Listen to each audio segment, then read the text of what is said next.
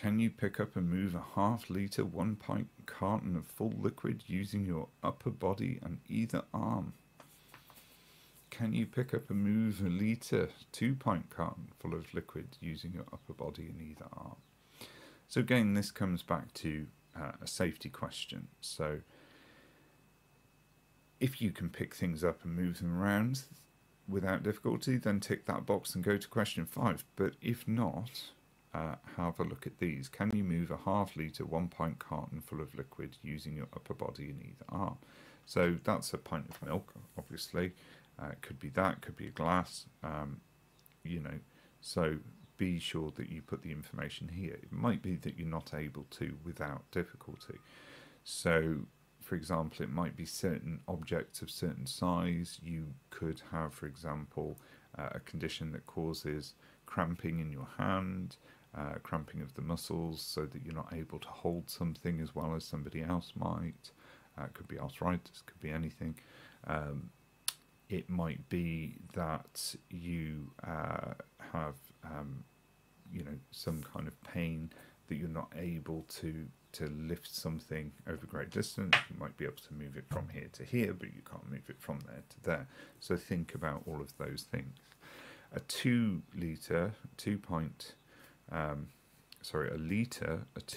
carton of full liquid. Again, that's a larger bottle of milk, and again, just apply the same questions here. Can I do that? Can I do it safely? Do I get any pain while I'm doing it? How does it vary? Are there days when I could do it, but then days when I can't? How predictable is that? Think about the predictability of your better days and your worse days. Think about the predictability of that. Is it something that you were expecting? Can it come out of the blue? Again, safety implications. Can you pick up and move a large light object like an empty cardboard box, for example, from one surface to another at waist height? This is more about how you can move your body as well as hold on to something at the same time. So generally people aren't moving empty boxes around a great deal with employment. Usually they've got stuff in them. But actually, if you are having difficulty with doing that, even that, to that level, then it's going to stand to reason that you couldn't move a box if it had things in it as well. And so that's the thinking behind this bizarre question. But nonetheless, that is the way it's done. So that's what we have to think about. But again, what you're looking at is, does it cause you any pain? Can you do it repeatedly?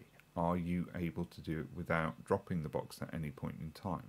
If you do drop it on occasion, how often are those occasions? Is it predictable? Is it unpredictable? All things like that. Because again, we're thinking about safety with this question. Equally, we can think, well, I can pick this up with my arm, but I can't turn because of the problem in my back. So that's important to get across in there. Also, there may be, even though they don't sort of really reference it in this, there may be a cognitive problem with picking up and moving objects around. So you might not fully understand what the object is that you're picking up or where you're moving it to, those kind of things. So it's always worth giving some real thought to this one and not just kind of ticking that box and whizzing past, or just ticking these and writing nothing. Whichever box you're filling in, you've got to make sure that there's some information in there if you've ticked any of these boxes. Okay.